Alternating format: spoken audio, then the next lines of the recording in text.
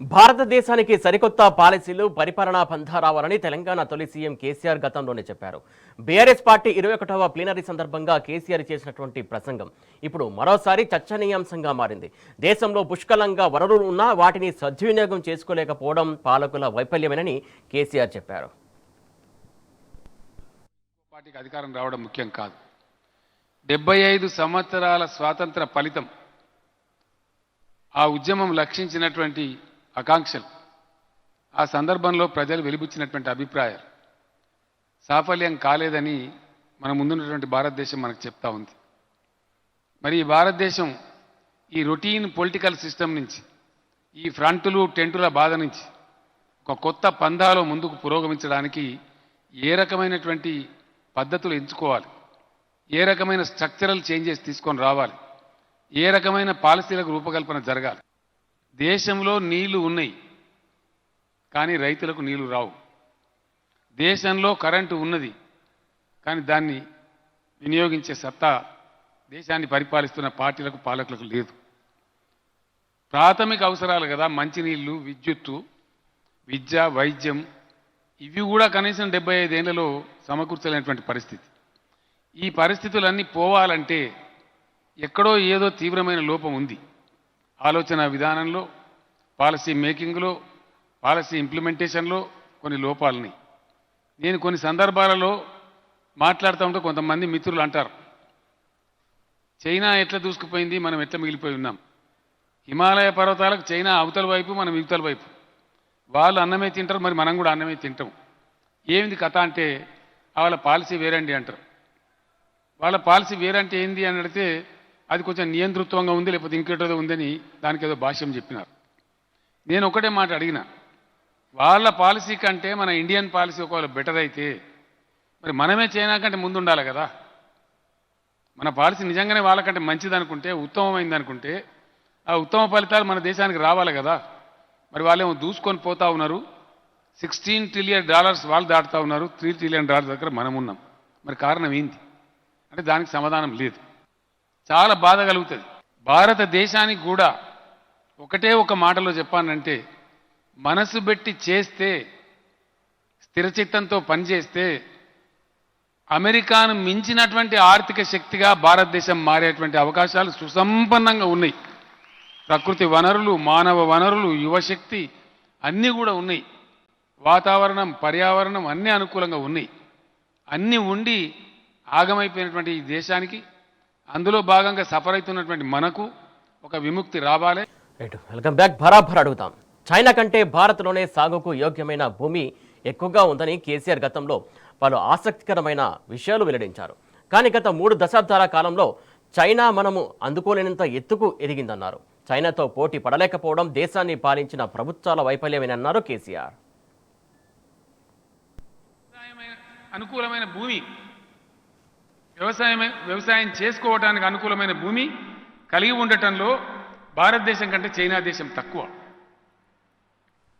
మరి ఒక 20, 25, 30 సంవత్సరాలలో ఎక్కడి నుంచి ఎక్కడికి పోయింది చైనా దేశం?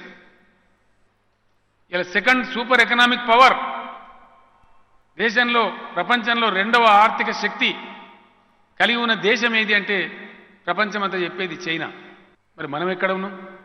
మన లక్ష్యం ఏమిటి? ఏ దిశగా పోతున్నాం? మన రాష్ట్రంలో ఉండే ఒక జిల్లా అంతా ఉండదు, ఇజ్రాయిల్ దేశం. అక్కడి నుంచి ఆయుధాలు కొనుక్కుంటా ఉన్నాం. మన ఒక తాలూకా అంతా ఉంటుంది, చిన్న చిన్న దేశాలు. అక్కడి నుంచి మనం లిఫ్ట్ ఇరిగేషన్లకు మనం పంపులు తెచ్చుకుంటా ఉన్నాం. ఒక జిల్లా అంతా కూడా ఉండనటువంటి ఆస్ట్రియా దేశం నుంచి మనం పంపులు తెచ్చుకుంటా ఉన్నాం.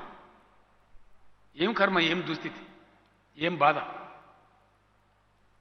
దయచేసి దీని మీద మనం అందరం తీవ్రంగా ఆలోచన చేయాల్సిన అవసరం ఉంది. సామూహిక లక్ష్యాన్ని కోల్పోయి 50 మంది దేశ ప్రజలు ఒక తాటి మీద నడవలేనటువంటి దుస్థితికి ఎందుకు లోనైంది భారతదేశం? ఏం కారణం? ఎక్కడి బలహీనత? ఇంత సుసంపన్నమైనటువంటి సాంస్కృతిక వారసత్వం, అద్భుతమైనటువంటి యువశక్తి, అపారమైనటువంటి ఖనిజ సంపద, అటవీ సంపద, జల సంపద, బంగారం పండించేటువంటి 44 కోట్ల ఎకరాల భూములు, కష్టం చేయడానికి సిద్ధంగా ఉండేటువంటి శ్రమజీవులు అందరినీ కలిగి ఉండి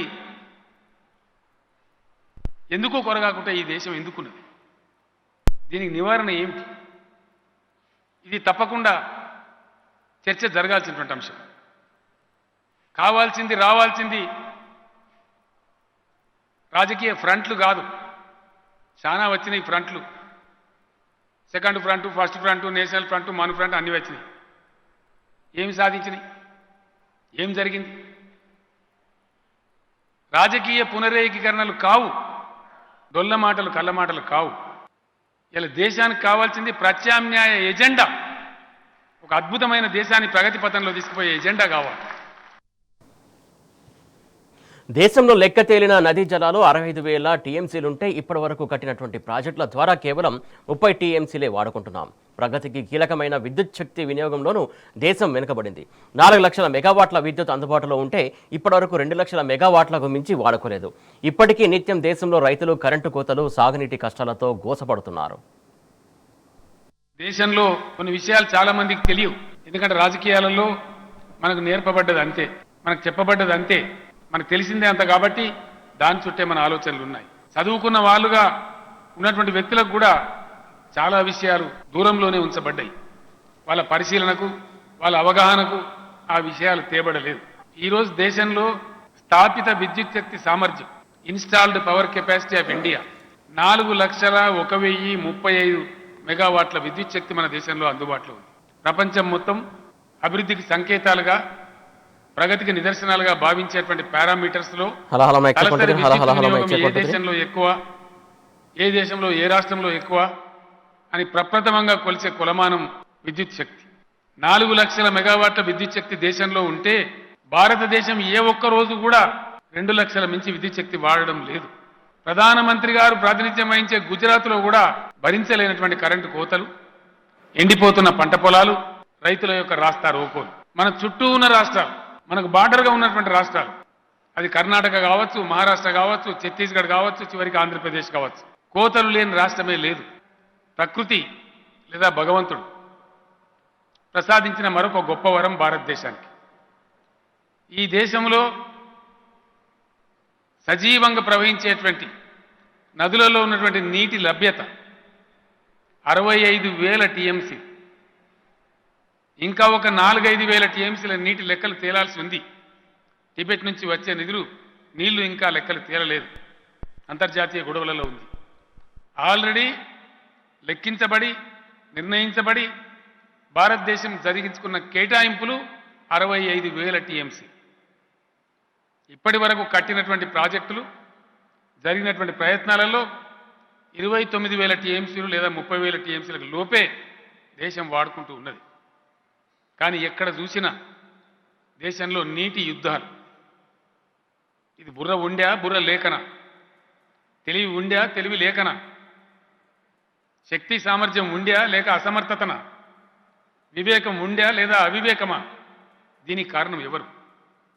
ఈ మాట కూడా నేను ప్రధానమంత్రి గారికి చెప్పడం జరిగింది. ఈ మాటను కూడా నేను నీతి ఆయోగ్ మీటింగ్లో కుండ బద్దలు కొట్టి చెప్పడం జరిగింది. 65,000 టీఎంసీల నీరుంది. కావేరీ జలాల కోసం తమిళనాడు, కర్ణాటక యుద్ధం, సింధు సట్లెజ్ నదీ జలాల కోసం రాజస్థాన్, హర్యానా, పంజాబ్లు ప్రతిరోజు యుద్ధం. ఎందుకు? ఏం దౌర్భాగ్యం ఈ దేశానికి? ఎక్కడ ఉన్నది దీని రహస్యం? ఎక్కడ ఉంది? కనీసం తాగునీళ్లకు నోసుకోదా భారతదేశం? తాగునీరు లేదు, సాగునీరు లేదు, కరెంటు లేదు. ఉపన్యాసాలు వింటే మైకులు పలిగిపోతాయి, హోరెత్తుతుంది. వాగ్దానాల హోరు, పనిలో జీరో. ఎక్కడ పని జరగదు. మౌలికమైన వసతులు ఎక్కడ లేవు. తాగుటానికి నీళ్ళు లేనటువంటి దుస్థితిలో భారతదేశం ఉండన్నా 65,000 టీఎంసీల నీళ్లు కలిగి ఉండి ఇది ఎవరి అసమర్థత? దేనికి గీటురాయి?